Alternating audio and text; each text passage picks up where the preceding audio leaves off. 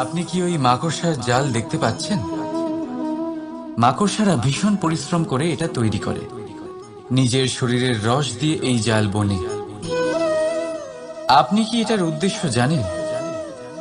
আসলে মাকড়সা এই জালে ছোট কীটপতঙ্গ ধরে তাদেরকে খাদ্যরূপে গ্রহণ করে। কিন্তু আপনি কি এই কথা জানেন যে একদিন মাকড়সা নিজেই নিজের জালে জড়িয়ে মৃত্যুবরণ করে থাকে? বলুন, কি করেন আপনি এই জাল দেখতে পেলে? দেখতে পেলেই মুছে ফেলেন এর অস্তিত্ব, তাই না? তেমনি অন্যদিকে পাখির বাসা, পাখিরাও ভীষণ পরিশ্রম করে এটা তৈরি করে। কিন্তু যদি পাখি একদিন এটা ছেড়ে চলে যায়, তাহলেও লোকে এটা নষ্ট করে দেয় না। কারণটা কি? এর কারণ হলো এর নির্মাণ জীবন সঞ্চারের জন্য করা হয়েছিল, নষ্ট করার জন্য নয়। তাই মনে রাখবেন, জীবনে আপনার পরিশ্রম যতই বেশি হোক না কেন, যদি আপনার লক্ষ্য শুভ না হয়, তাহলে আপনারও বিনাশ নিশ্চিত। তাই সৃজন করতেই থাকুন আর মুগ্ধ হয়ে বলুন, রাধা রাধা।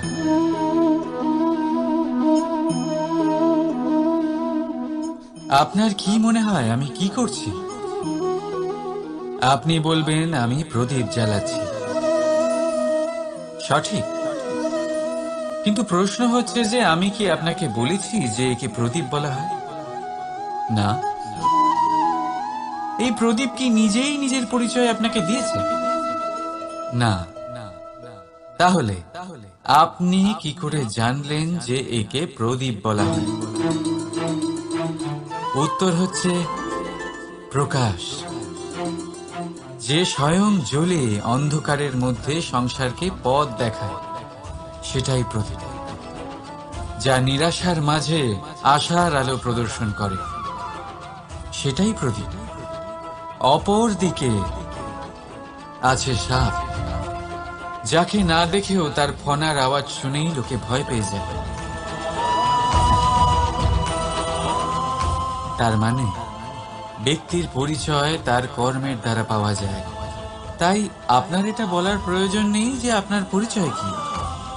এটা আপনার কর্মই নিশ্চিত করবে যে লোকে আপনাকে প্রদীপ ভেবে ভালোবাসবে নাকি সাপ ভেবে ভীত হয়ে থাকবে। রাধা রাধা। সময় কত বিচিত্র হয়।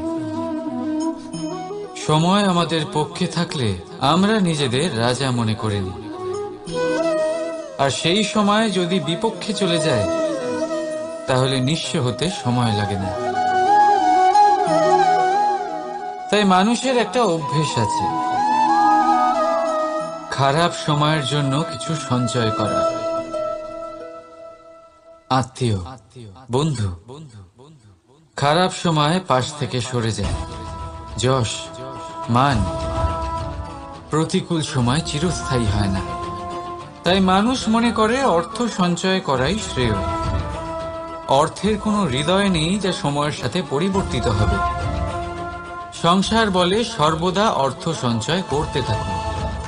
খারাপ সময় অবশ্যই কাজে লাগবে, কিন্তু আমি বলবো শুভ কর্ম করতে থাকুন, আনন্দে থাকুন, নিজের ওপর আর ঈশ্বরের ওপরে বিশ্বাস রাখুন। খারাপ সময় কখনো আসবেই না। রাধা রাধা। প্রকৃতি মানুষকে এক বিশেষ শক্তি দিয়েছে, অন্য জীবের থেকে বেশি শক্তি দিয়েছে।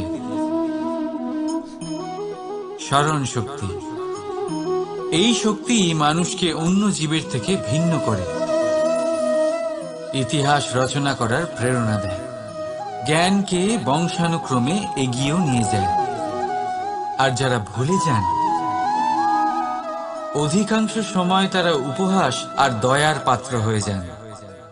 কিন্তু এটাই কি প্রকৃত রূপে সত্য? না, এই স্মরণ শক্তি মানুষের বিকাশের সব থেকে বড় বাধা হয়ে দাঁড়ায়।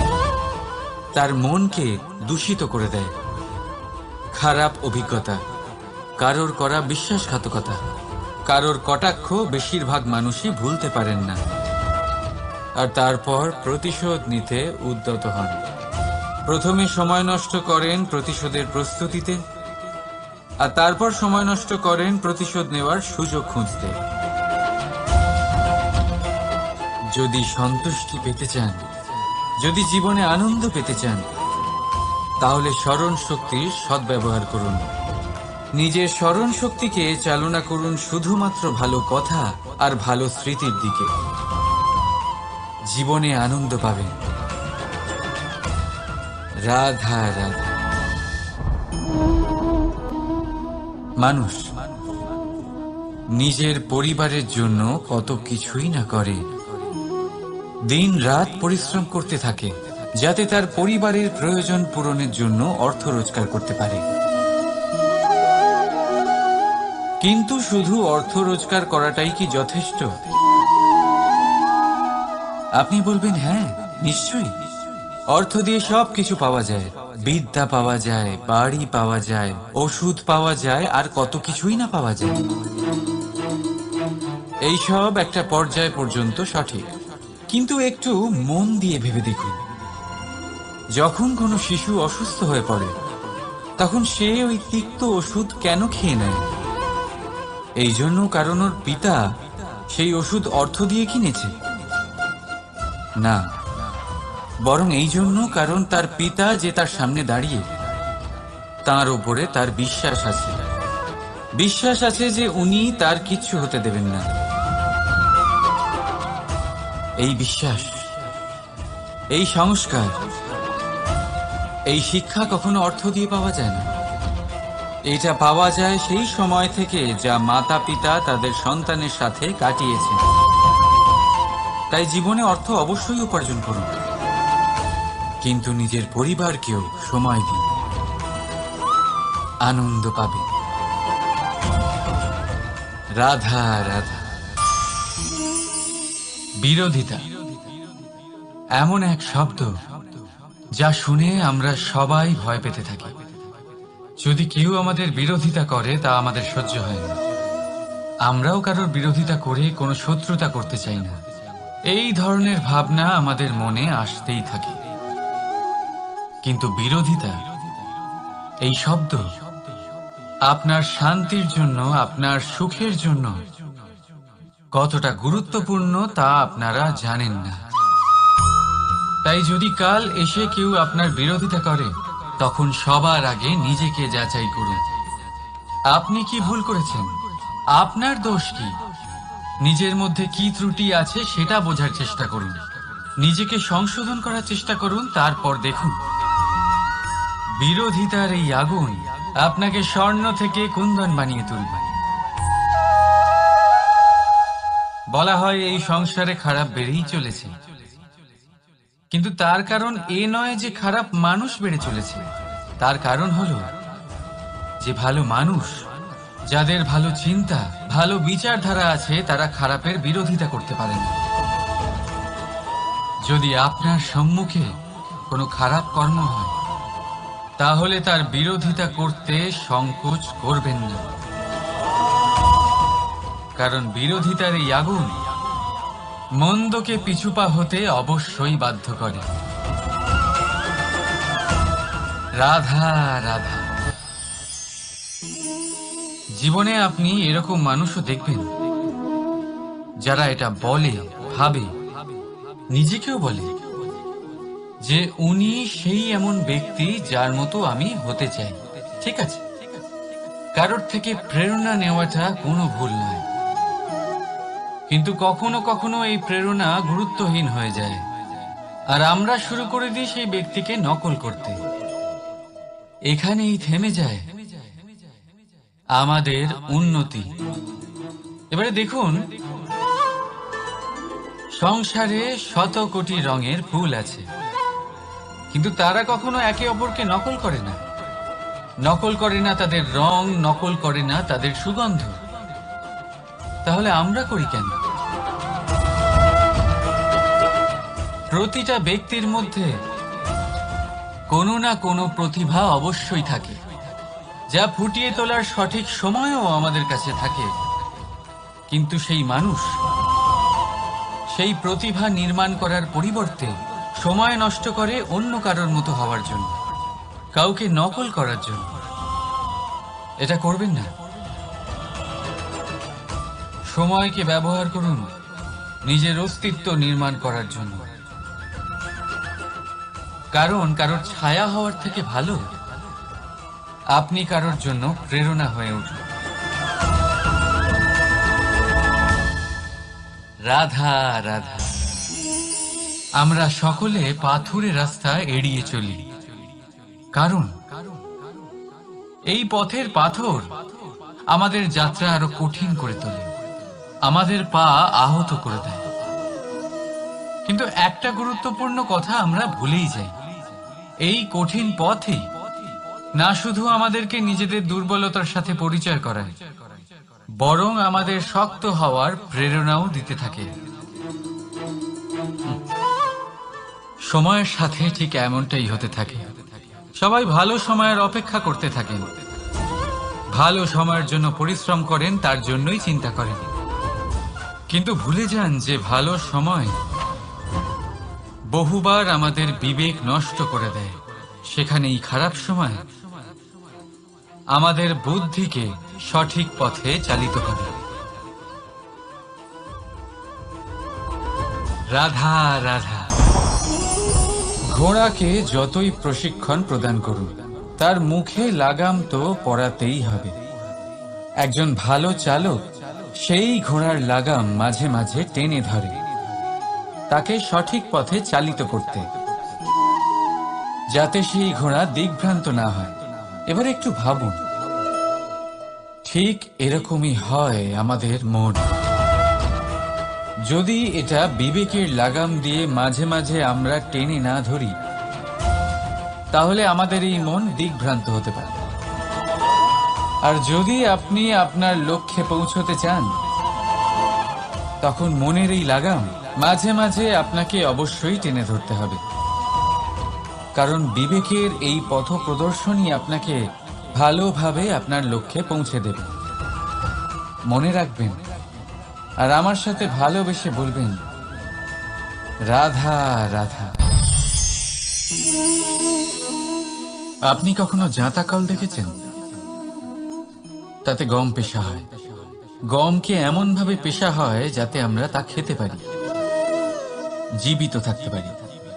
আর যদি আপনি মন দিয়ে দেখেন, তাহলে কলের নিচের অংশ কখনো ঘোরে না, শুধুমাত্র উপরের অংশই ঘোরে। আর তবেই তা গম পিষতে পারে, আর তবেই রুটি তৈরি হতে পারে।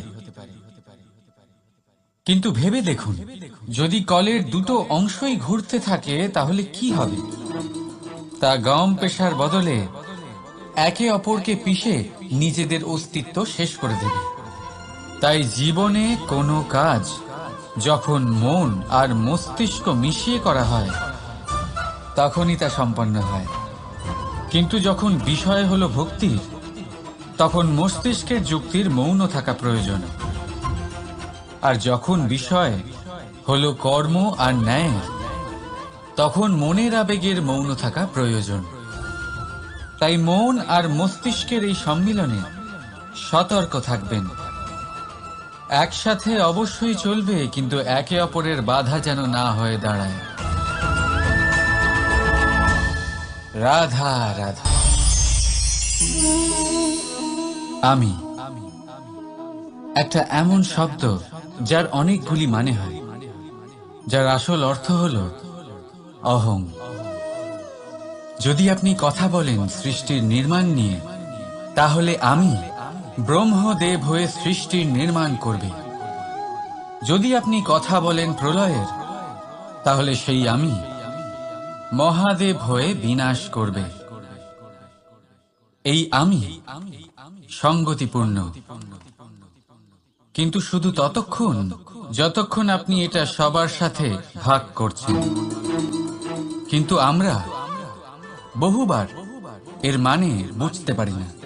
এই অহংকে সীমিত করে দিই একটা ব্যক্তি অবধি, শুধু নিজে। আর তখনই জেগে ওঠে অহংকার, যাতে প্রাধান্য পায় শুধুমাত্র আমি, আমরা নয়। আর একজন ব্যক্তি একা না উৎপাদন করতে পারে আর না করতে পারে সৃজন। এবারে দেখুন, বৃষ্টির এক ফোঁটা, তারও অস্তিত্ব আছে, কিন্তু তা ধরিত্রীতে পড়লেই সমাপ্ত হয়ে যায়। কিন্তু যখন ফোঁটাগুলি একসাথে পড়ে তখন শুরু হয় বর্ষা, আর তখনই তৈরি হয় ধারা। রাধা রাধা। বলুন, কি দেখতে পাচ্ছেন আপনি? আমার হাতের এই সাদা বস্ত্র, নাকি এতে লেগে থাকা এই কালো দাগ? এবারে সত্যি কথা বলতে কি, আপনার নজর সবার আগে এই কালো দাগের উপরে গেছে। ঠিক আছে, এমনই তো হয়। ভীষণ কম মানুষ থাকেন যারা ভাবেন কোনো ব্যক্তি ভীষণ পরিশ্রম করে এই বস্ত্র ধুয়েছেন, এটা শুকিয়েছেন। বেশিরভাগ মানুষের নজর যায় এই দাগের উপরে, ভাবেন যে এটা কি করে লাগলো। কিছুটা এরকমই হয় আমাদের ব্যক্তিত্বের সাথে। আমাদের শুভ কর্মের উপরে আমাদের একটা খারাপ কর্ম ভারী মনে হয়। এবারে ভাবুন, যদি আমি চন্দ্রের কথা বলি, তাহলে তার শীতল আলো দেখার পূর্বে তার কলঙ্ক লক্ষ্য করেন, সেই চাঁদে লেগে থাকা কালো দাগ দেখে নেন। সেই জন্যই বিশেষ করে যারা শুধুমাত্র শুভ চিন্তা করেন আর উপকারী কর্ম যারা করেন, তাদের আমি বলবো সাবধানে থাকবেন, কারণ আপনার একটা খারাপ কর্ম চিরকালের জন্য উদাহরণ হয়ে দাঁড়াবে। রাধা রাধা। সাফল্য। যদি আপনাকে জীবনে সাফল্য পেতে হয়, তাহলে আপনি একাধিক মানুষ পাবেন যারা একাধিক উপায় বলবে আপনাকে সাফল্য পাওয়ার। দীর্ঘ সময় ধরে পরিশ্রম, চেষ্টা, নির্ধারণ, নিষ্ঠা, এই বিষয়ে ভাষণ দিতে থাকবেন। একাধিক রকমের উদাহরণ আপনার সামনে তুলে ধরবেন। কিন্তু আমার এটা মনে হয়, আমরা কেন সেই বিষয়ে কথা বলি না যা মানুষকে অসফল করে তোলে? শুধু দুটো ব্যাপার অসফল হওয়া নিশ্চিত করে। শুধু দুই ধরনের মানুষ বেশিরভাগ অসফল হয়। প্রথম তারা যারা ভাবে অনেক কিছু কিন্তু কিছুই করে না, আর দ্বিতীয় তারা যারা অনেক কিছু করতে থাকে কিন্তু ভাবনা চিন্তা না করে। ভাবনা আর কর্ম, এদের মাঝে সামঞ্জস্য রাখা খুব জরুরি। যদি এটা থাকে, তাহলে জীবনে কখনো অসফল হবেন না। রাধা রাধা। আপনি অনেককে এই কথা নিশ্চয়ই বলতে শুনেছেন, এই ব্যক্তির দৃষ্টিতে দম্ভ আছে, এই ব্যক্তির চোখের ওপর অহংকারের পর্দা পড়ে আছে, ইত্যাদি ইত্যাদি। চলুন, আমি আপনাকে একটা প্রশ্ন করছি। আপনি দেখেন কি দিয়ে? দৃষ্টি দিয়ে নাকি দৃষ্টিভঙ্গির সাহায্যে? ভাবুন। চিন্তায় পড়ে গেলেন নিশ্চয়ই। দৃষ্টি যে কোনো বস্তুর বা যে কোনো মানুষের শুধু বাইরের রূপটা দেখায়, যেখানে দৃষ্টিভঙ্গি আপনাকে সোজা আসল পরিচয়ের সাথে সাক্ষাৎ করায়। উদাহরণ হিসেবে চন্দ্র। চন্দ্র আমরা সবাই দেখেছি। বহু মানুষ আছেন যাদের চন্দ্র অত্যন্ত সুন্দর লাগে, আবার কিছু মানুষ এমনও আছেন যারা এই চন্দ্রের মধ্যেই দাগ খুঁজে বার করেন। এই হলো দৃষ্টিভঙ্গি। যদি নিজের দৃষ্টিভঙ্গিতে প্রেম রাখেন, ভালোবাসা রাখেন, সম্ভ্রম রাখেন, তাহলে তার বদলে আপনিও প্রেম আর সম্মান অবশ্যই পাবেন। এবারে দেখুন, যে জল দিয়ে ঈশ্বরের মূর্তি ধোয়া হয় তাকে চরণামৃত বলা হয়। এটার কারণ দৃষ্টিভঙ্গি। এখন আপনি পাথরকে ভগবান ভেবে পুজো করবেন, নাকি ভগবানকে পাথর ভেবে পরিত্যাগ করবেন? সিদ্ধান্ত আপনার, কিন্তু এই সিদ্ধান্ত নির্ভর করে আপনার দৃষ্টিভঙ্গির ওপর। তাই নিজের দৃষ্টিভঙ্গি শুভ রাখুন, নিজের দৃষ্টিভঙ্গিতে ভালোবাসা রাখুন, আর আনন্দে বলুন রাধা রাধা। বড় বড় রাজমহলে বড় বড় ইমারতের চূড়া কত সুন্দর হয়, কিন্তু আপনি কি কখনো এই বিষয়ে ভেবেছেন যে এই সুন্দর চূড়ায় পৌঁছতে গেলে আপনাকে পৃথিবীতে পা ফেলতেই হবে? সেই সুন্দর চূড়ায় পৌঁছে দীপ্তি পাওয়ার জন্য আপনাকে একটা কঠিন পথ অবলম্বন করতেই হবে। যদি আপনি কোনো কঠিন পথে না গিয়ে এই পৃথিবীর সাহায্য ছাড়াই শুধু উচ্চতার দিকে অগ্রসর হতে থাকেন, তাহলে সর্বদা অসফল হবেন। সেই জন্য নিজের স্বপ্ন পূরণের এই যাত্রাতে নিজের পথ কখনোই হারাবেন না, নিজের পথ থেকে সরবেন না। যদি এমন করেন, তাহলে তো আপনার স্বপ্ন পূরণ হবেই না, তার সাথে আপনি নিজের পথও হারাবেন। রাধা রাধা। কৌতুক অর্থাৎ হাসি, এটা জীবনে কতটা গুরুত্বপূর্ণ। আমরা সর্বদাই হাসতে চাই, আমরা সর্বদা অন্যের মুখে এই হাসি দেখতে চাই। কিন্তু এই কৌতুক অনেক প্রকারের হয়, আর এই কৌতুকের ভিত্তি কি সেটাও খুব গুরুত্বপূর্ণ। কৌতুক কেবল তখনই পাবেন যখন তা শুদ্ধ মন থেকে আসবে। কৌতুক তখনই পাবেন যখন তা সামনের জন্য আর অপমানিত ব্যক্তির মন তিক্ত হয়ে থাকে। তাই মনে রাখবেন যে এই কৌতুক যেন কৌতুকই থাকে, তা উপহাস বা কটাক্ষ না হয়ে যায়। রাধা রাধা। মানুষ, এই শব্দের সূচনা হয় মন থেকে, আর সেই জন্যই হয়তো আমাদের এই মন এতটা গুরুত্বপূর্ণ। এবারে দেখুন না, আমাদের মনই সবকিছু চালনা করে। মনই সেই যে কল্পনা করে, মনই সেই যা কল্পনাকে বাস্তবে পরিণত করার জন্য পরিশ্রম করতে আমাদের প্রেরণা যোগায়। মনই সেই যা লোভের জালে জড়িয়ে পড়ে। মনই সেই যা অভিমানের পর্দা দিয়ে ঢেকে যায়। আর এই মনই সেই যা আপনাকে বিনাশের দিকে টেনে নিয়ে যেতে পারে। কিন্তু যদি তা পরোপকার করার ইন্ধন পায়, তাহলে এমন কোনো মহান কাজ নেই যা আপনি করতে পারবেন না। কিন্তু এই মন কি? এটা বোঝানো যায় দুটো শব্দের মাধ্যমে, দুটো সহজ শব্দ। প্রথম, একজন কুশল সেবক। দ্বিতীয়, একজন সংকটপ্রবণ মালিক।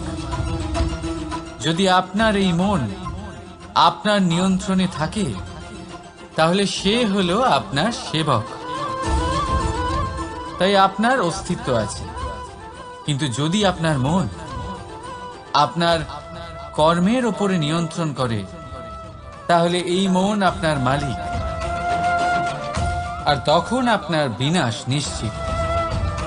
তাই নিজের এই মনকে নিয়ন্ত্রণে রাখুন, কিন্তু ভালোবেসে। আসুন আমার সাথে আনন্দে বলুন, রাধা রাধা। এই সূঁচ দেখতে পাচ্ছেন আপনি? এটা শুদ্ধ লোহা দিয়ে তৈরি, বস্ত্র সেলাই করার কাজে লাগে, অস্ত্রোপচারে কাজে লাগে। কিন্তু আপনি কি কখনো ভেবে দেখেছেন এই সূঁচ কিভাবে তৈরি হয়? লোহার এক বড় অংশকে পিটিয়ে পিটিয়ে টেনে টেনে তাকে পাতলা বানানো হয়। এরপরেই আমরা পেয়ে থাকি সূঁচ। ভাবুন, যদি লোহার টুকরোতে অনর্গল প্রহার করার ফলে একটা লোহার টুকরো সূঁচে পরিণত হয়, তাহলে আমাদের জীবনে অনর্গল চেষ্টা করার ফলে জীবনের সমস্ত অংশকে আমরা কত প্রভাবশালী কাজে পরিণত করতে পারি। শুধু প্রয়োজন দৃঢ় নিশ্চয়তা। তাহলে আসুন আমার সাথে ভালোবেসে বলুন, রাধা রাধা।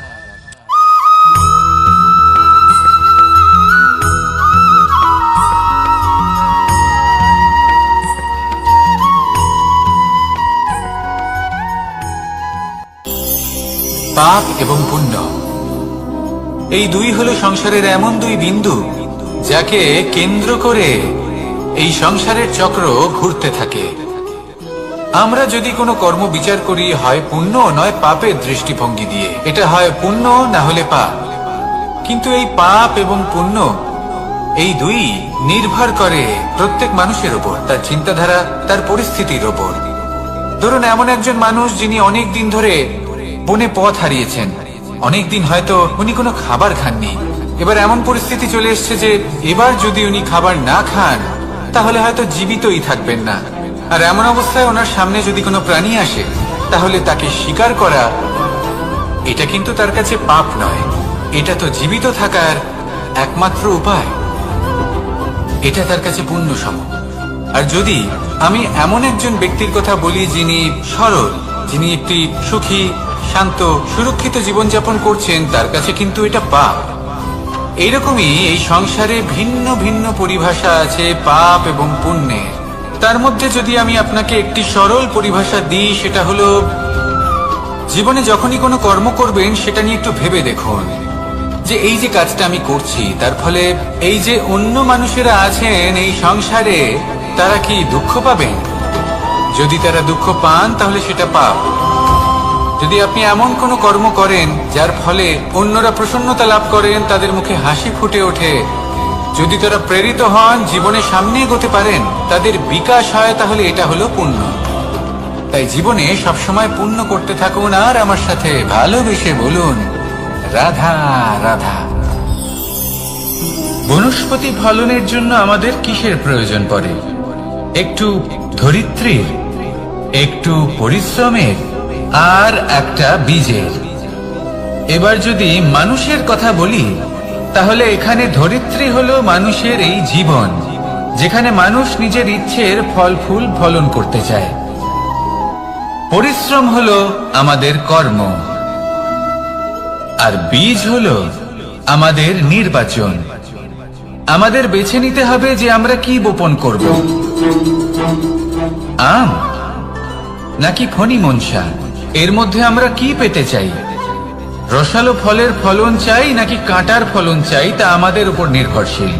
কিন্তু একটা কথা ঠিক, লক্ষ্য যেমনই হোক না কেন, জীবন যেমনই হোক না কেন, যদি আপনি লক্ষ্যের দিকে এগোতে থাকেন তাহলে কর্মের সাথে খামখেয়ালি আচরণ করতে পারবেন না।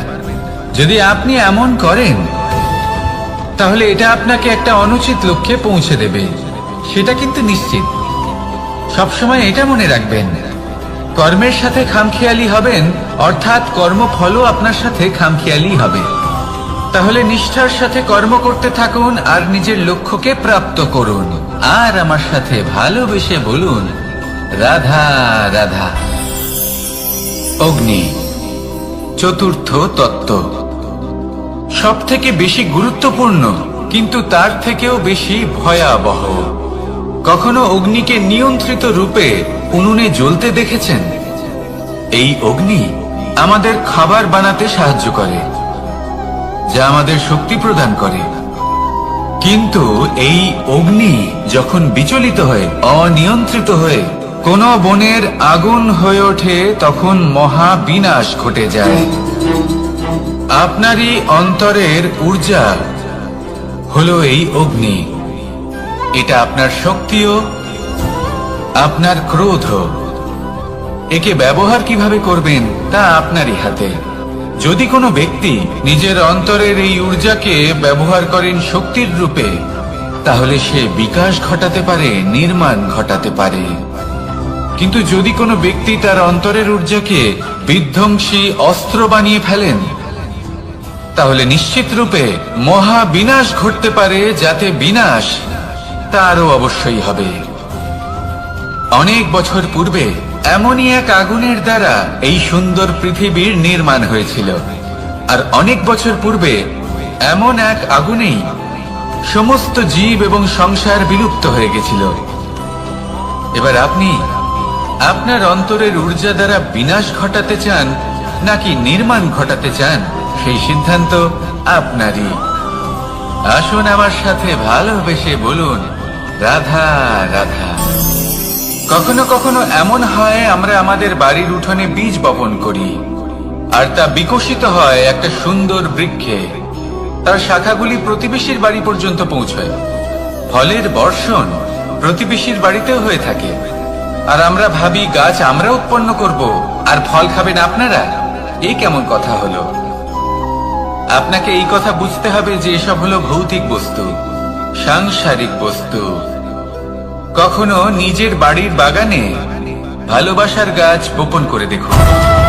তার শাখাও প্রতিবেশীর বাড়ি পর্যন্ত পৌঁছবে, ফলের বর্ষণ সেখানেও হবে। কিন্তু সেই ফল চাইতে আপনাকে যেতে হবে না, সেই ফল দ্বিগুণ মাত্রায় আবার আপনার কাছেই ফিরে আসবে। তাই নিজের বাড়িতে আর নিজের মনে ভালোবাসার গাছ উৎপন্ন করুন। এই জীবন প্রসন্ন হয়ে বলবে, রাধা রাধা। অ দিয়ে অন্ত, আ দিয়ে আরম্ভ, এই দুইয়েরই রাশি সমান। যদি আপনি মন দিয়ে দেখেন তবে দেখবেন এদের সম্পর্ক খুবই নিবিড়। কিভাবে? যখন কোনো কিছু শুরু হয়, এটা নিশ্চিত হয়ে যায় যে তা সমাপ্তও হবে। আরম্ভই যদি না হয়, তা সমাপ্তও হবে না। যা আরম্ভ হয়েছে তার সমাপ্তি হলো অবশ্যম্ভাবী। এটাই হলো প্রকৃতির নিয়ম, একে এড়ানো যায় না। এবার এই কথা আমরা সকলে জানি। এবার মানুষ কি ভাবে যে সমাপ্তির পরে কি হতে পারে, এর উত্তর তাদের কাছে নেই। তাদের উচিত অন্য কোনো বিষয় ভাবা যা বেশি গুরুত্বপূর্ণ। এবার মানুষ এটা জানে না যে মৃত্যুর পরে কি হতে পারে, কিন্তু এই কথা অবশ্যই জানে যে জন্ম থেকে মৃত্যু পর্যন্ত এই সময়, যাকে আমরা জীবন বলে থাকি, এই সময় আমরা কর্ম করতে পারি। এই কথা তো আমরা জানি। তাহলে এমন কি কর্ম করা যেতে পারে যা আমাদের সমাপ্তির পরও আমাদের প্রাসঙ্গিক করে রাখতে পারে, এই বিষয় ভাবা উচিত। যে জন্মগ্রহণ করেছে তার মৃত্যু হবেই, এটা সাধারণ বিষয়। কিন্তু ইতিহাস আজও সেই সকল মানুষজনকে স্মরণ করেন যাদের এই সংসার তাদের মৃত্যু নয়, বরং তাদের জীবনকালে যে কর্ম তারা করেছেন তার দ্বারা মনে রাখেন। সেই কর্মের কারণে এই সংসারে তাদের নাম, তাদের কর্ম, তাদের ব্যক্তিত্ব, তাদের কীর্তি অমর হয়ে থাকে এবং থাকবে। আপনার কাছে এতটা সময় নেই যতটা আপনার মনে হচ্ছে আপনার কাছে আছে। সেই জন্য যত শীঘ্র সম্ভব শ্রেষ্ঠ কর্ম করুন, যতটা পারবেন ততটা অধিক সুকর্ম করুন। এই সংসারে নিজেকে অমর করে তুলুন আপনার মৃত্যুর পরেও। আর আমার সাথে ভালোবেসে বলুন, রাধা রাধা। ওমা, এ কি? আমি কখন থেকে এখানে অপেক্ষা করছি, হাত পেতে দাঁড়িয়ে রয়েছি যাতে একটা ফল আমার হাতে এসে পড়ে এবং সেটা আমি খেতে পারি। কখন থেকে অপেক্ষা করছি, কিন্তু সেটা হচ্ছেই না। এবার আপনি বলবেন যে এসব কি বলছি, এই কি অদ্ভুত কথা বলছি। যদি ফল খেতে হয় তাহলে আমাকে বৃক্ষে চড়তে হবে, ফলের কাছে পৌঁছতে হবে, তবেই তো ফল পাবো। এবারে এটা অত্যন্ত সহজ ব্যাপার, কিন্তু এই বিষয়টা আপনি নিজের জীবনের প্রসঙ্গে ভেবে দেখুন। লক্ষ্য কোথায় আছে আপনি জানেন, সেই লক্ষ্যে পৌঁছানোর পথ কি সেটাও আপনি জানেন। সেই পথে চলার ক্ষমতাও আপনার রয়েছে, কিন্তু তাও আপনি নিজের লক্ষ্য লাভ করতে পারছেন না। কেন? কারণ আপনি অপেক্ষা করছেন যে লক্ষ্য আপনার সামনে চলে আসবে, কিন্তু তা হয় না। লক্ষ্য সে যাই হোক না কেন, ধন হোক, প্রেম হোক, কোনো সম্মান হোক বা মোক্ষ হোক, যদি আপনি তার দিকে অগ্রসর না হন তাহলে ফল প্রাপ্তি অসম্ভব ব্যাপার, তা কোনোদিনই হবে না। সেই জন্য আপনার চোখের সামনে আপনি যদি নিজের লক্ষ্যকে দেখতে পান তাহলে উঠুন এবং সেই দিকে অগ্রসর হতে শুরু করুন। নিজের অন্তরের সকল অশুভ গুণ দূর করুন, অলসতা ত্যাগ করুন, অজ্ঞানতা ত্যাগ করে দিন এবং চলতে থাকুন। অবশ্যই মনোবাঞ্ছিত ফল লাভ করতে পারবেন। মনে রাখবেন, চলতে থাকলে তবেই লক্ষ্য প্রাপ্তি হবে। অপেক্ষার দ্বারা শুধুমাত্র মৃত্যু লাভ হবে। আসুন আমার সাথে ভালোবেসে বলুন, রাধা রাধা। পাখি কখন জন্ম নেয়, কখন উড়তে শেখে, কখন বাসা বানাতে শেখে, কখন নিজের মৃত্যু লাভ করে, এসব আমাদের মধ্যে কেউ জানি না।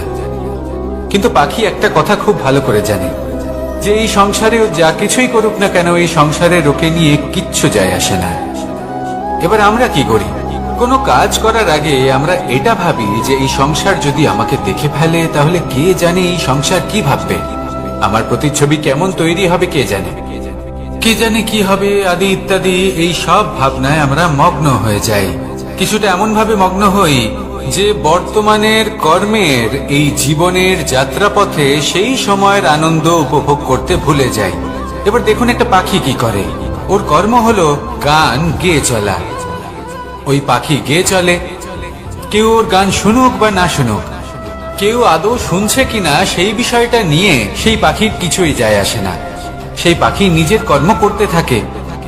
হয়তো সেই জন্যই আপনি কখনো কোনো পাখিকে কাঁদতে দেখবেন না। এরকমই আপনাকে নিজেকে গড়ে তুলতে হবে। প্রথমে নিজেকে জিজ্ঞেস করুন, এই যে কর্ম আমি করতে চলেছি সেটা কি উচিত? যদি আপনার মনে হয় সেটা উচিত তাহলে সেটা প্রমাণ করুন। এটা ভাববেন না যে এই সংসার কি ভাববে।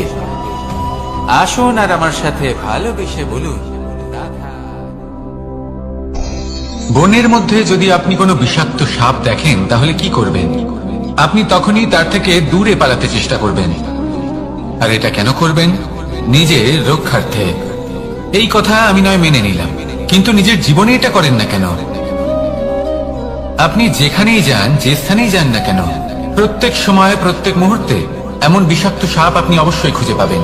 আর সেই সাপ নয় যাদের আপনি বনে খুঁজে পাবেন, এরা হলো সেই সাপ যা আপনাকে পাপ করতে বাধ্য করবে। আপনার অন্তরের বাসনা, ক্রোধ, অহংকার, লোভ, ঈর্ষা এদের বৃদ্ধি ঘটাবে। দেখুন, বনের এই সাপ আপনাকে একবার ছেড়ে দিতেও পারে, ছোবল নাও মারতে পারে, কিন্তু এই যে পাপরূপী সাপ আছে তা অবশ্যই ছোবল মারবে। কর্ম যদি করেন তাহলে অবশ্যই ফল পাবেন। সেই জন্য যখনই কোথাও যাবেন, যদি এমন কাউকে দেখেন, যদি এমন কিছু দেখেন যে আপনাকে পাপ করতে বাধ্য করছে, তাহলে সেই মুহূর্তে সেখান থেকে পালিয়ে যান। যেমন বনের সাপ দেখে আপনি পালাতে থাকেন। সৎকর্মের রক্ষা অত্যন্ত আবশ্যক। আসুন আর আমার সাথে ভালোবেসে বলুন, রাধা রাধা। যদি কোনো সিংহ বানরের মতো গাছে চড়তে চেষ্টা করে তাহলে কি হবে? একটা মাছ যদি মাটিতে হাঁটতে চেষ্টা করে তাহলে কি হবে?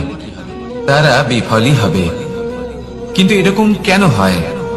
তার কারণ হলো প্রকৃতির রচনা কিছুটা এরকম। এখানে প্রত্যেকটি ব্যক্তিকে, প্রত্যেকটি প্রাণীকে আলাদা আলাদা গুণের অধিকারী করা হয়েছে এবং সকলকে একটা সীমাও প্রদান করা হয়েছে।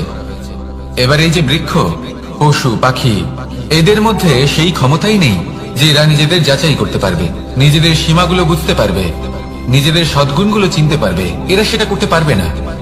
কিন্তু মানুষ তো আলাদা। মানুষের কাছে সেই বিশেষ শক্তি আছে যে তারা পূর্ণরূপে নিজেদের যাচাই করতে পারবে, নিজেকে পূর্ণরূপে বুঝতে পারবে, নিজের দোষ, নিজের অপগুণ, নিজের সদ্গুণ, নিজেদের সীমাগুলো তারা বুঝতে পারবে। আর এটা অত্যন্ত গুরুত্বপূর্ণ। কথায় আছে যে যদি সাফল্য লাভ করতে হয় তাহলে নিজেকে যাচাই করে নিতে হবে। তাই নিজেকে যাচাই করুন, নিজের সাথে পরিচিত হয়ে যান এবং জীবনে কর্ম করতে থাকুন। সাফল্যের শিখরে অবশ্যই পৌঁছে যাবেন। আর ওখানে যদি যান তাহলে এই মন প্রসন্ন হয়ে অবশ্যই বলবে, রাধা রাধা। অন্ধকারাচ্ছন্ন রাত্রি যদি এসে থাকে, তাহলে আলোকিত প্রকাশ নিয়ে সূর্যও অবশ্যই আসে। রোগ যদি এসে থাকে, তাহলে তার ওষুধও অবশ্যই আসে। সমস্যা যদি আসে, তাহলে সেই সমস্যার সমাধানও নিজে থেকেই আমাদের কাছে চলেই আসে। এই সংসার, এই জীবনের শুধুমাত্র একটাই নিয়ম আছে, আর তা হলো এটাই, এই সংসার হলো একটা চক্রের মতো। এতে শাশ্বত বলে কিছু নেই, নিত্য বলে কিছু নেই। আর যা কিছুই রয়েছে সব বদলাতে চলেছে। যদি আপনার জীবনে দুঃখ থাকে, সমস্যা থাকে, যদি আপনি বিপদ দ্বারা আচ্ছন্ন, তাহলে মনে রাখবেন সবকিছু বদলে যেতে চলেছে। দুঃখের সময় কাঁদবেন না, মনকে আরো দুঃখী করে তুলবেন না, কারণ এখানে যা কিছুই এসেছে তা যাওয়ার জন্যই এসেছে। তাহলে এত চিন্তা কিসের? আনন্দ সহকারে জীবন যাপন করুন, আর আমার সাথে ভালোবেসে বলুন রাধা রাধা। রাত্রিবেলায় যখন আলোকিত জোনাকিদের দেখেন, তখন মন প্রসন্ন হয়ে ওঠে। এদের দেখতে খুবই সুন্দর লাগে। আর এমন ঠিক কেন হয়? প্রথম হলো এটাই যে রাতের বেলায় চতুর্দিক অন্ধকারাচ্ছন্ন থাকে। এমত অবস্থায় যদি আমরা কোথাও একটু প্রকাশ দেখি, তাহলে সেটাই আশার কিরণের ন্যায় মনে হয়। সেই প্রকাশই আমাদের মন প্রসন্ন করে তোলে। আর সেই জন্য যে সকল মানুষ রাতের বেলায় কোনো জোনাকি দেখতে পান, তারা প্রসন্ন হয়ে যান। এবার কখনো কখনো জীবনে আমাদের মনে হয় যে চতুর্দিকে শুধুমাত্র অন্ধকারই হয়ে আছে।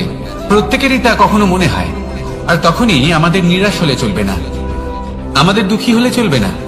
সেই সময় আমাদের খুঁজতে হবে নিজেদের আশেপাশে, চতুর্দিকে, আর কোথাও না কোথাও আমরা প্রকাশ অবশ্যই দেখতে পাবো। আশার একটা কিরণ অবশ্যই দেখতে পাবো। কেউ এমন একটা কর্ম করেন যেটা দেখে আমরা প্রেরিত হয়ে যাই। আর এমন কোন কর্ম যদি আপনারা করেন, তাহলে সেই কর্ম আপনার মনকে প্রসন্ন ভাব, আনন্দ এবং ভালোবাসা দ্বারা ভরিয়ে তুলবে। আপনার অন্তরে সেই অন্ধকারের অন্ত করবে, দুঃখেরও অন্ত করবে। আর এই মন প্রসন্ন ভাব নিয়ে বলবে রাধা রাধা। মনুষ্য জীবনের সব থেকে বেশি গুরুত্বপূর্ণ বিষয় হল মনের একাগ্রতা। এই সংসারের যে কটি মহান কার্য সম্পাদন হয়েছে, তা হলো মনের এই একাগ্রতার একমাত্র ফল। আপনি অবশ্যই দেখে থাকবেন, অনেক ছোট বড় নদী যা বয়ে চলে, তাদের সামনে একটা বাঁধ নির্মাণ করা হয় সেই সব নদীর জল সঞ্চয় করতে। বাঁধ হয়ে গেলে প্রয়োজন মতো বা মনের ইচ্ছে মতো তাকে ব্যবহার করা সম্ভব। এবার এটাই আমাদের মনের সাথেও সম্ভব। আমাদের মনের একাগ্রতা আজকের দিনে দাঁড়িয়ে বিভিন্ন ধরনের বিকার, ক্রীড়া এবং ভোগের মধ্যে ভাগ হয়ে গেছে। একে একত্রিত করতে হবে, একটা বাঁধ নির্মাণ করতে হবে, কর্মের বাঁধ। আপনাকে শুধু এটাই করতে হবে, যেটা উচিত কর্ম সেটাই করুন, যেটা অনুচিত কর্ম সেটা করা থেকে নিজেকে বিরত রাখুন। ব্যাস, এই কাজটাই আপনি করতে থাকুন, করতে থাকুন। মনের মধ্যে একাগ্রতার বাঁধ নির্মাণ করুন। আর একবার যদি তা নির্মাণ হয়ে যায়, তাহলে যখন চাইবেন, যেখানে চাইবেন, যতটা চাইবেন, একাগ্রতা প্রয়োগ করতে পারবেন। আর একবার যদি আপনি এটা শিখে যান, তাহলে এই সংসারকে বদলে ফেলার মতো কাজ আপনি করতে পারবেন, সমাজকে শুধরাবার মতো কাজ করতে পারবেন। তাহলে এই মনকে একাগ্র করুন, আর আমার সাথে ভালোবেসে বলুন রাধা রাধা।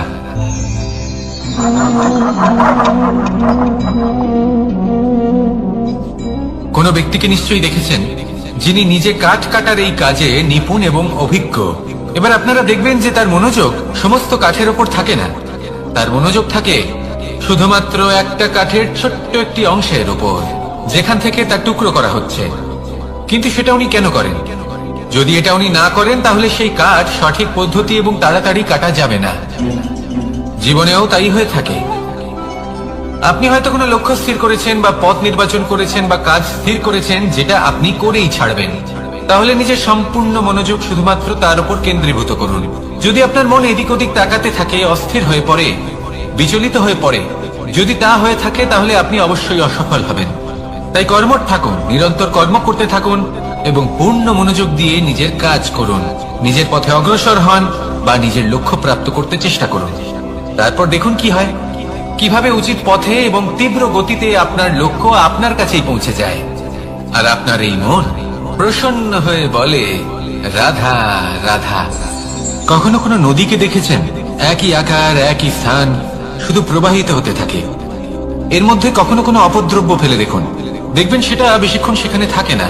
সেটা নদীর সাথে বইতে থাকে, আর বয়ে যেতে যেতে সাগরে সমাহিত হয়ে যায়, আর শেষ পর্যন্ত সাগর সেটাকে তটে ফেলে দেয়। কিছুটা এমন হওয়া উচিত আমাদের বিচারধারাও। এক স্থানে তা স্থগিত হওয়া উচিত নয়, এটা সবসময় প্রবাহমান হওয়া উচিত। তবেই আমাদের চেতনা, আমাদের মূল্যবোধ এবং আমাদের স্মৃতি এই তিনটি শ্রেষ্ঠ থাকবে। আর এটাই হলো পুকুর এবং নদীর মধ্যে পার্থক্য। নদীতে জল সবসময় বয়ে চলে, সেই জন্য পবিত্র থাকে, শুদ্ধ থাকে এবং পরিষ্কার থাকে। আর সেখানে এই পুকুরের তলদেশে সব জমা হতে থাকে, আর সেই জন্য তা অপবিত্র হয়ে যায়। তাই সবসময় এই বিচারধারা প্রবাহমান রাখুন। যদি মনে কোনো ভাবনা চলে আসে, সেখানেই থেকে যায় এবং বিদ্যে থাকে, তাহলে তা বের করে দিন, তাকেও বয়ে যেতে দিন, এবং তার যা উত্তর হবে তা সময়ের সাথে আপনার সামনেই চলে আসবে। শুধুই নদীর মতো প্রবাহমান হন আর আমার সাথে ভালোবেসে বলুন, রাধা রাধা। এই সংসারে সাফল্য লাভ করার জন্য জ্ঞানের প্রয়োজন হয়, পরিশ্রমের প্রয়োজন হয়, দৃঢ় নিষ্ঠার প্রয়োজন হয়, নিরন্তর চেষ্টা করা প্রয়োজনীয়। কিন্তু আরো কিছু আছে যা অত্যন্ত প্রয়োজনীয় এবং গুরুত্বপূর্ণ। তা হলো ভালো বন্ধু। তাদের থাকা অত্যন্ত প্রয়োজনীয়। যদি ভালো বন্ধু থাকে, তাহলে সময় এলে তারা ঢাল হয়ে আপনাকে সুরক্ষা করবেন। সময় এলে অস্ত্রের মতো শত্রুকে সংহারও করবেন। যদি তিনি জ্ঞানী হন, তাদের মধ্যে সদ্গুণ থাকে, তাহলে এই সব গুণ আপনার মধ্যেও প্রবেশ করবে। তাহলে সাফল্যের জন্য ভালো বন্ধু পাওয়া অত্যন্ত প্রয়োজনীয়। কিন্তু শুধু বন্ধু কেন, ভালো শত্রুও থাকা প্রয়োজনীয়। এবার আপনি ভাববেন, আমি কি বললাম? যদি আপনার জীবনেও ভালো অর্থাৎ শক্তিশালী শত্রু থাকে, তাহলে আপনিও শক্তিশালী হতে থাকবেন। এই শত্রু আপনাকে প্রেরিত করবে আরো বেশি শক্তিশালী হয়ে ওঠার। কখনো কোনো হরিণকে দেখুন, তীব্র গতিতে দৌড়তে থাকে। কেন তীব্র গতিতে দৌড়য়? এই কারণে নয় যে কোথাও তার জন্য মধুর ঘাস অপেক্ষা করে রয়েছে, না। সে এই কারণে তীব্র গতিতে দৌড়য় কারণ সেটা না করলে তার পেছনে একটি সিংহ আছে যে ওকে নিজের ভোজন করে ফেলবে। তাই জীবনে বিপদ, সংকট, এই সবকিছুও হলো অত্যন্ত গুরুত্বপূর্ণ। তার সম্মুখীন হতে শিখুন আর আমার সাথে ভালোবেসে বলুন, রাধা রাধা। আমরা সবাই ফল খাই, কিন্তু আমাদের সেই ফলই প্রিয় হয় যে পরিপক্ক হয়ে ওঠে, যেটা নম্র হয়, আর যে ফল অনেক বেশি মিষ্টি আর সুস্বাদু হয়ে থাকে, যাদের রঙে বাহার দেখা যায়। সেইভাবে জীবনে আমরা নানান মানুষের সাথে পরিচিত হই, কিন্তু সেই মানুষই আমাদের মন ছুঁয়ে যায় যারা বিনম্র স্বভাবের, যাদের বাণী খুব মধুর, যাদের অন্তরে আত্মবিশ্বাসের একটা তেজ, একটা রং দেখা যায়। এবার এমন ব্যক্তি আমরা কি করে হব? ঠিক সেইভাবেই যেমন একটা ফল রোদ, বর্ষা, শীত, বায়ু, এই সকল সংকটময় পরিস্থিতির সম্মুখীন হয়ে পরিপক্ক হয়ে ওঠে, সেইভাবেই মানুষ সংকটময় পরিস্থিতির সম্মুখীন হয়ে পরিপক্ক হয়ে ওঠেন। যদি এই সংকটের সম্মুখীন হন, তাহলে অভিজ্ঞ হবেন, আর এই অভিজ্ঞতাই শিক্ষা দিয়ে যাবে। এই অভিজ্ঞতা আমাদের শিখিয়ে দেয় যে আমাদের বিনম্র থাকতে হবে। অহংকার করে কোনো লাভ নেই। মধুর বাণীর যে কি মূল্য তা আমরা শিখতে পারি। এই অভিজ্ঞতাই আমাদের বুঝিয়ে দেয় যে উচিত অনুচিত কোনটা, আমাদের দৃষ্টিভঙ্গি তৈরি করে, আর এই দৃষ্টিভঙ্গি দ্বারা আত্মবিশ্বাস জাগ্রত হয়। সেই জন্য জীবনে কখনো বিপদ থেকে দূরে পালাবেন না, সেগুলোর সম্মুখীন হন, অভিজ্ঞতা লাভ করুন, তার থেকে শিক্ষা লাভ করুন, এইভাবেই পরিপক্ক হবেন। আসুন আমার সাথে ভালোবেসে বলুন, রাধা রাধা। ধন সঞ্চয় করা সম্ভব, আর সেই জন্য ধন সব থেকে বেশি মূল্যবান সম্পত্তি নয়। এবার আপনি বলবেন, আমি কি বলছি? এই ধন খুব মূল্যবান, আমরা সকলে অর্জন করতে ব্যস্ত। সেটা এই কারণে, কারণ আপনারা জানেন না এই সংসারের সব থেকে বেশি মূল্যবান সম্পত্তি কি। এ হলো সেই সম্পত্তি যা কখনো সঞ্চয় করা সম্ভব নয়। আপনার কাছে যতই ধন থাকুক, তা দিয়ে আপনি স্বাস্থ্য লাভ করতে পারেন, বাড়ি কিনতে পারেন, আদি ইত্যাদি। কিন্তু আপনি যতই ধনী হন না কেন, ফেলে আসা দিনের একটা মুহূর্ত আপনি লাভ করতে পারবেন না। এই একটা মুহূর্ত, এই সময়, এটাই হলো সংসারের সব থেকে মূল্যবান সম্পত্তি। একবার চলে গেলে তা কখনোই ফিরে আসে না। আর এই মুহূর্ত যতই চলে যাক না কেন, আমরা স্মৃতির মাধ্যমে সেগুলি যাপন করতে পারি, তার আনন্দ উপভোগ করতে পারি। আর যার সাথে আমরা সময় অতিবাহিত করেছি, তার স্মৃতিতে আমরা চিরকাল জীবিত থাকতে পারি। সেই জন্য সময় সব থেকে মূল্যবান সম্পত্তি, তাকে এইভাবে নষ্ট করবেন না। প্রত্যেকটা মুহূর্ত উপভোগ করুন, আনন্দ করুন, আর ভালোবেসে বলুন, রাধা রাধা। কনক, কি সুন্দর একটা শব্দ। এর অনেকগুলো রূপ রয়েছে, অনেকগুলো অর্থ রয়েছে। প্রথম অর্থ হলো স্বর্ণ, অর্থাৎ সম্পত্তি। দ্বিতীয় অর্থ ধুতুরা, অর্থাৎ গাছের ছোট একটা বীজ যা কিনা অত্যন্ত শক্তিশালী হয়। যদি বেশি মাত্রায় এর প্রয়োগ করা হয় তাহলে এটা বিষময় হয়ে উঠতে পারে। এই হলো সেই ধুতুরা যার প্রয়োগ মহাদেবের পুজোতে করা হয়। এবার প্রশ্ন হলো এটাই যে এই স্বর্ণ এবং এই ধুতুরার মধ্যে মিল কি রয়েছে। মিল হলো এটাই যে এই দুটোই মানুষকে মত্ত করে তোলে। ধুতুরা মানুষকে তখন মত্ত করে যখন তাকে সেবন করা হয়, কিন্তু স্বর্ণ, ধন, সম্পত্তি মানুষ সেটা যতটাই অর্জন করে নেয় সেটাই যথেষ্ট। এই স্বর্ণ মানুষের ভাবনা চিন্তা করার ক্ষমতাকে বশ করে ফেলে।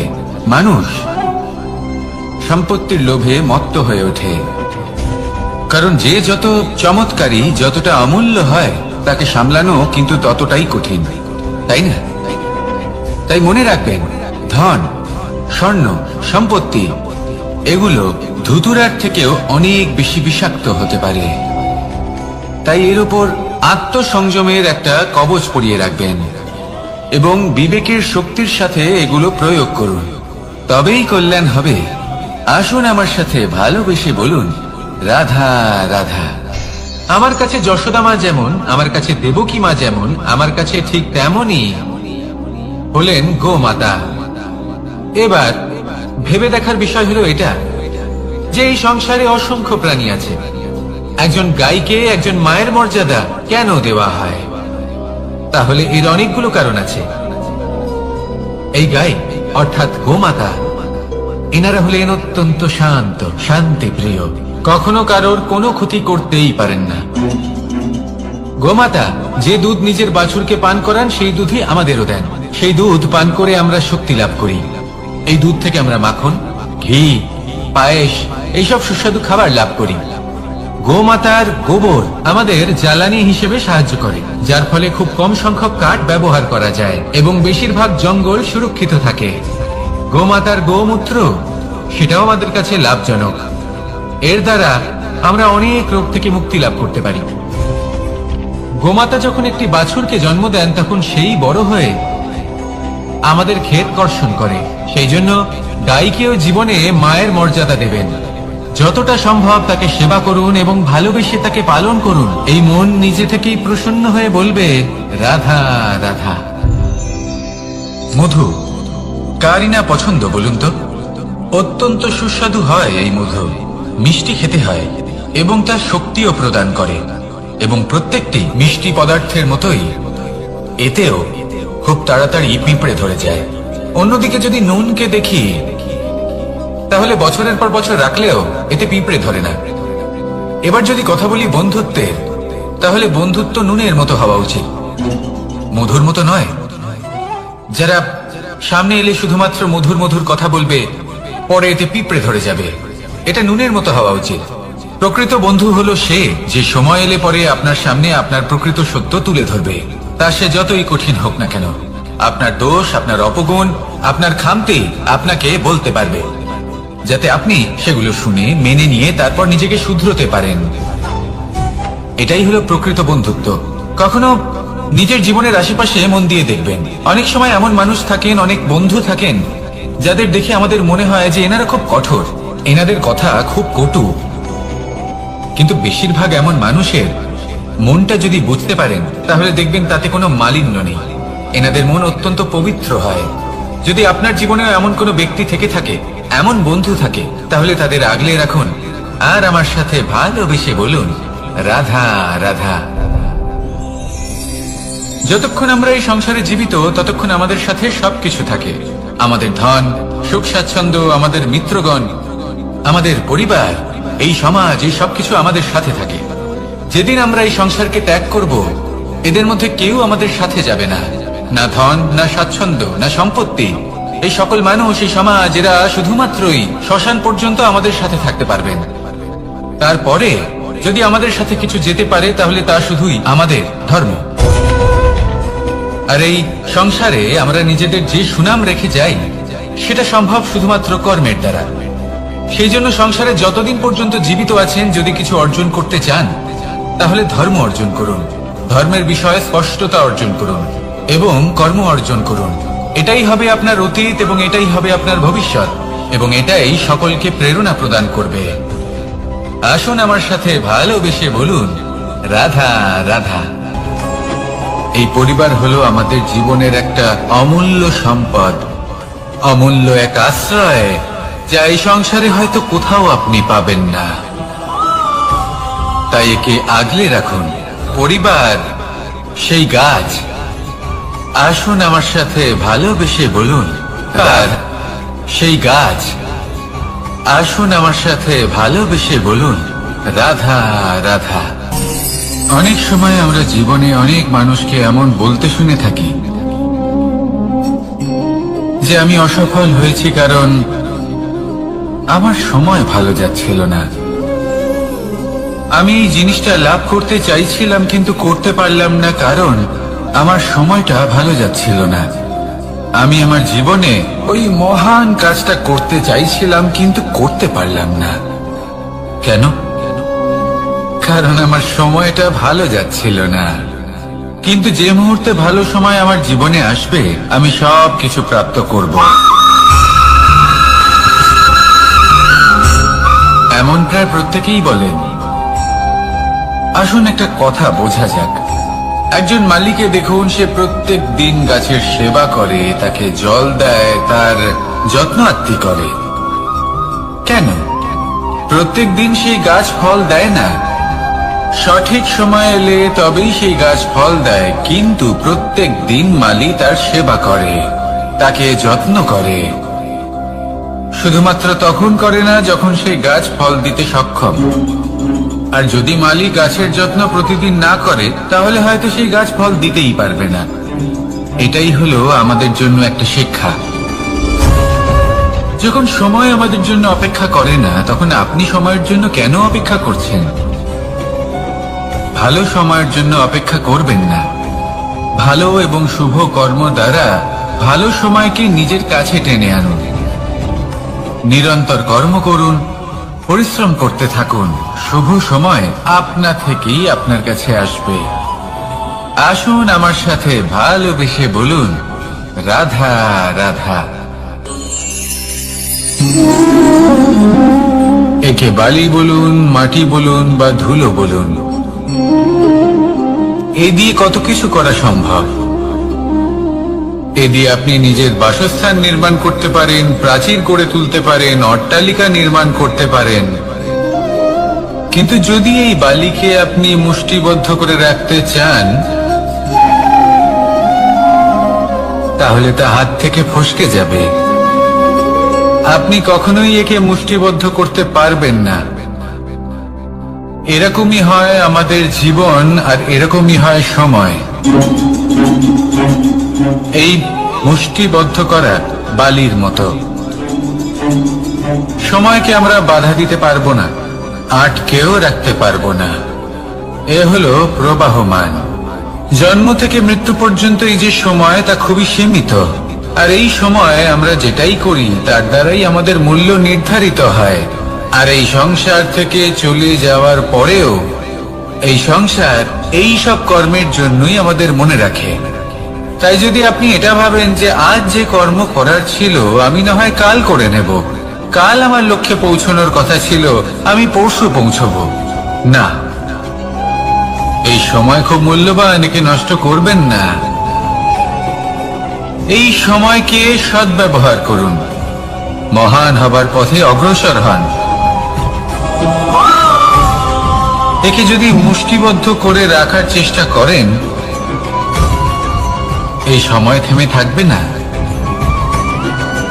আসুন আমার সাথে ভালোবেসে বলুন, রাধা রাধা।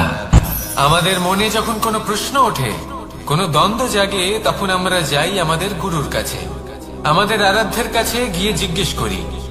এইভাবেই একদিন আমি পৌঁছলাম আমার আরাধ্যের কাছে, আমার মহাদেবের কাছে, আর ওনাকে প্রশ্ন করলাম যে মহাদেব, জীবনে আনন্দ পাওয়ার, উৎসব পালনের, প্রেম ভাগ করে নেবার, জীবনকে উপভোগ করে নেওয়ার সর্বশ্রেষ্ঠ সময় কোনটা?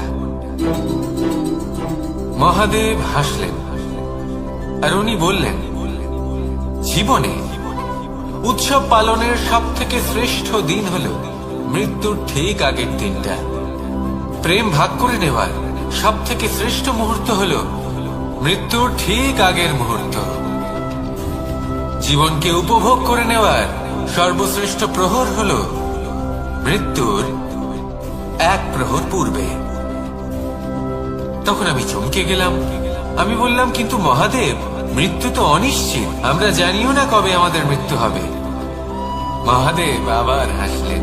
উনি বললেন যে যদি আমরা এভাবে জীবন কাটাই যে আমরা জীবনের প্রত্যেক দিন, প্রত্যেক মুহূর্ত, প্রত্যেক প্রহর শেষ বলে মনে করি, তাহলে আমাদের সমস্ত জীবন আনন্দের সাথেই অতিবাহিত হবে।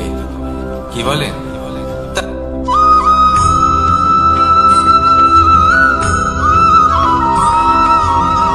এই সংসারে কোনো বস্তু হোক বা ব্যক্তি হোক, তার একার গুরুত্ব কিন্তু খুব বেশি নয়।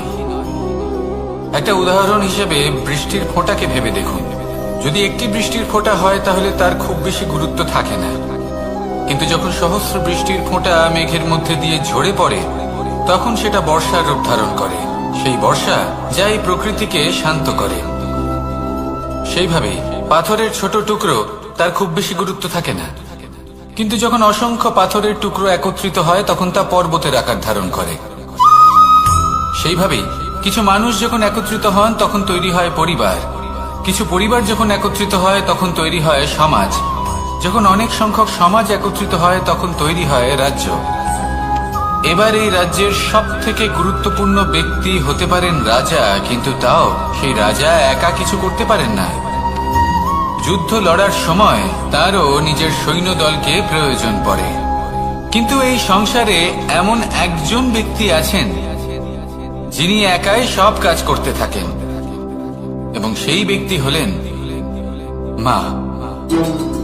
আমাদের জীবনে একজন পিতার ভূমিকা কিন্তু নিঃসন্দেহে অমূল্য, কিন্তু আমাদের সকলের জীবনে যে ভূমিকা একজন মায়ের তা অন্য কারোর থাকে না। একজন মা একাই সন্তানকে বড় করতে পারেন, সংস্কারী করে তুলতে পারেন, তার জন্য পরিশ্রম করেন। আর এত কিছু কাজ করার পরেও তার কাজের জন্য তিনি প্রশংসা অবশ্য পান না।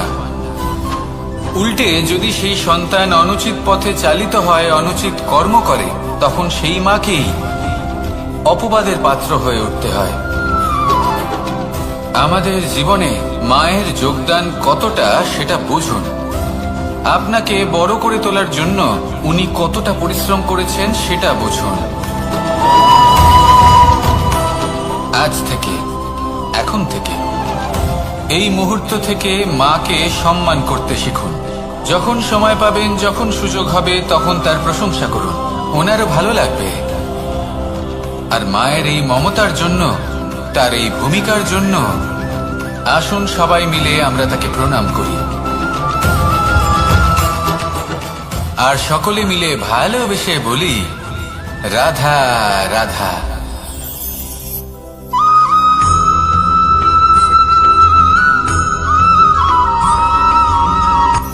এই সংসারে সাফল্য লাভ করার জন্য জ্ঞানের প্রয়োজন হয়, পরিশ্রমের প্রয়োজন হয়, দৃঢ় নিষ্ঠার প্রয়োজন হয়, নিরন্তর চেষ্টা করা প্রয়োজনীয়। কিন্তু আরো কিছু আছে যা অত্যন্ত প্রয়োজনীয় এবং গুরুত্বপূর্ণ। তা হলো ভালো বন্ধু। তাদের থাকা অত্যন্ত প্রয়োজনীয়। যদি ভালো বন্ধু থাকে তাহলে সময় এলে তারা ঢাল হয়ে আপনাকে সুরক্ষা করবেন। সময় এলে অস্ত্রের মতো শত্রুকে সংহারও করবেন। যদি তিনি জ্ঞানী হন, তাদের মধ্যে সদ্গুণ থাকে, তাহলে এই সব গুণ আপনার মধ্যেও প্রবেশ করবে। তাহলে সাফল্যের জন্য ভালো বন্ধু পাওয়া অত্যন্ত প্রয়োজনীয়। কিন্তু শুধু বন্ধু কেন, ভালো শত্রুও থাকা প্রয়োজনীয়। এবার আপনি ভাবেন, আমি কি বললাম? যদি আপনার জীবনেও ভালো অর্থাৎ শক্তিশালী শত্রু থাকে, তাহলে আপনিও শক্তিশালী হতে থাকবেন। এই শত্রু আপনাকে প্রেরিত করবে আরো বেশি শক্তিশালী হয়ে ওঠার। কখনো কোনো হরিণকে দেখুন, তীব্র গতিতে দৌড়তে থাকে। কেন তীব্র গতিতে দৌড়য়? এই কারণে নয় যে কোথাও তার জন্য মধুর ঘাস অপেক্ষা করে রয়েছে, না। সে এই কারণে তীব্র গতিতে দৌড়য় কারণ সেটা না করলে তার পেছনে একটি সিংহ আছে যে ওকে নিজের ভোজন করে ফেলবে। তাই জীবনে বিপদ, সংকট এই সবকিছুও হলো অত্যন্ত গুরুত্বপূর্ণ। তার সম্মুখীন হতে শিখুন আর আমার সাথে ভালোবেসে বলুন, রাধা রাধা।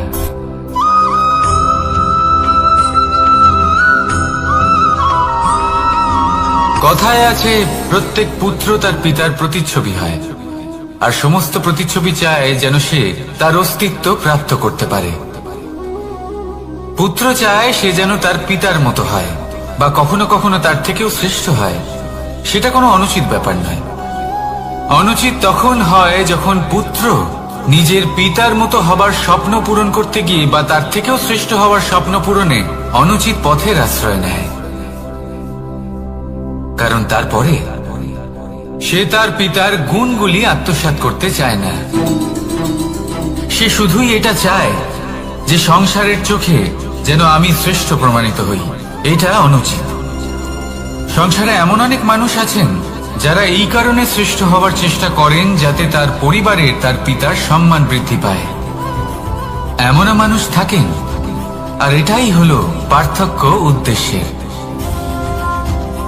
মনে রাখবেন, যদি আপনার উদ্দেশ্য শুভ হয় তাহলে পথও শুভ হবে, যদি আপনার উদ্দেশ্য অশুভ হয় তাহলে পথও অশুভ হবে। তাহলে নিজের পিতার মতো হবার চেষ্টা অবশ্যই করুন, তার থেকেও শ্রেষ্ঠ হওয়ার চেষ্টা অবশ্যই করুন, কিন্তু মনে রাখবেন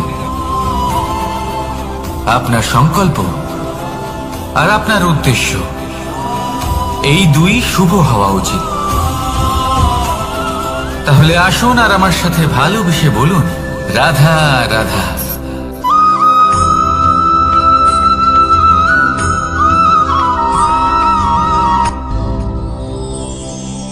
শিশিরের বিন্দু পাতার ওপর পড়ে আর তার গায়ে লেগে থাকে।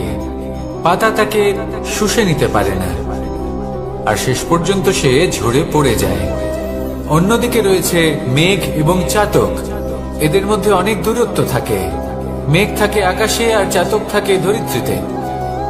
কিন্তু যখন এই মেঘ থেকে বৃষ্টি ঝরে পড়ে, এই চাতক কিন্তু সেই জলই পান করে, নয়তো সে তৃষ্ণার্ত থেকে যায়। এবার অন্যদিকে দেখলাম শিশির বিন্দু আর পাতার এই সম্পর্ক। এরা খুব কাছাকাছি থাকে, ঘনিষ্ঠও থাকে। অন্যদিকে রয়েছে মেঘ এবং চাতকের সম্পর্ক, যাদের মধ্যে অনেক দূরত্ব থাকা সত্ত্বেও তারা খুব ঘনিষ্ঠ, তাই না? এই সারমর্ম খুব সরল। এই নৈকট্য, এই দূরত্ব, তা আপনার সম্পর্কে প্রভাব কিছুতেই ফেলতে পারে না। এই নৈকট্য, এই দূরত্ব, এসব হলো শুধুমাত্র মনের ব্যাপার। কখনো আপনি অনুভব করেছেন আপনি কারোর থেকে অনেক অনেক দূরে আছেন, অনেক দূরে আছেন, তাও সেই ব্যক্তির প্রতি আপনি টান অনুভব করেন? সেখানে আপনি কারোর সাথে প্রত্যেক দিন অতিবাহিত করেন, সমস্ত জীবন অতিবাহিত করেন, সব থেকে বেশি সময় তার সাথে অতিবাহিত করেন, তাও তার প্রতি সেই টান অনুভব করেন না। এই সংকেত হলো মনের দূরত্বের। তাহলে মনের এই দূরত্ব দূর করুন আর আমার সাথে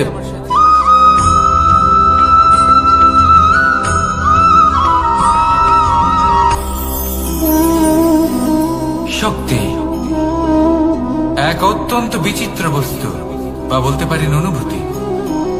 পিতা সবসময় চান যেন তিনি তার শক্তি পুত্রকে। আসুন আপনাকে সহজে বোঝাই।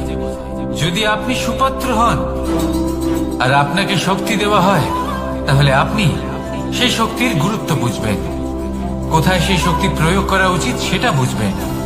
আর এটা যেহেতু অর্জন করা শক্তি হবে, সেই শক্তির অপব্যবহার হবে না। কিন্তু যদি এই আপনি কুপাত্র হন আর যদি আপনাকে এই শক্তি দেওয়া হয়, তাহলে কি হবে? দেখতে গেলে এই শক্তি আপনি দান হিসেবে পেয়েছেন, তাই না আপনি এই শক্তির গুরুত্ব বুঝবেন আর না এর প্রয়োগ আপনি জানবেন। তার অপব্যবহার হওয়া সুনিশ্চিত। তাই যদি আপনি কোনো শক্তি অর্জন করতে চান, তাহলে আগে তার যোগ্য হয়ে উঠুন। পুত্র নয়, পাত্র হয়ে উঠুন। আর আমার সাথে ভালোবেসে বলুন, রাধা রাধা।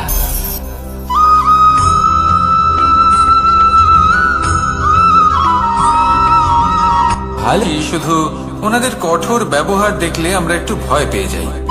এবার ওনাদের এই কঠোর ব্যবহার আমাদের ভালো না লাগলেও অত্যন্ত আবশ্যক, কারণ মাতার থেকে আমরা যে শক্তি লাভ করি তা যেন নিয়ন্ত্রণ হারিয়ে বিধ্বংসী না হয়ে ওঠে। আমরা যেন কোনো কুপথে না চলে যাই, আমরা কখনো যেন দোষ না করে ফেলি। শুধু সেই জন্য পিতা এবং গুরু একটু কঠোর হয়ে ওঠেন, এবং ওনাদের এই কঠোর আচরণ ভবিষ্যতে গিয়ে আমরা অবশ্যই বুঝতে পারি। জীবনে কিছু বছর আমরা এগিয়ে যাই আর তারপর আমরা বুঝতে পারি যে বাবা এবং গুরু আমাদের যথেষ্ট ভালোবাসতেন, কিন্তু ওনাদের ভালোবাসার বহিঃপ্রকাশ আলাদা।